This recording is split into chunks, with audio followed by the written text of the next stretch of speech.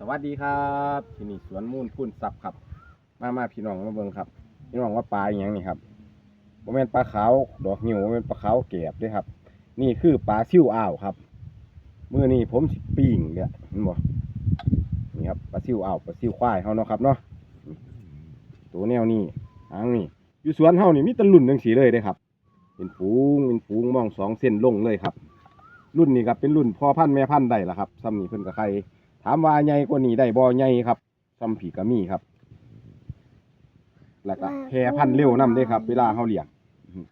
ใหญ่บ่เบิ่งเด้อครับเด้อ ไม่มีกุ้งนอนมันหนูจะเลี้ยง นี่ครับปิ้งสุดยอดครับหอมแซ่บกินกับตำบักทั่วกินกับแจ่วอันที่อุก็ได้ที่ทอดก็ได้นะครับแล้วมื้อนี้เสียแม่บ้านปิ้งหอมๆตัดหญ้าเดี๋ยวเฮาก็จังสิมากินข้าวเนาะครับเนาะผมปลาชิวอ่าวครับ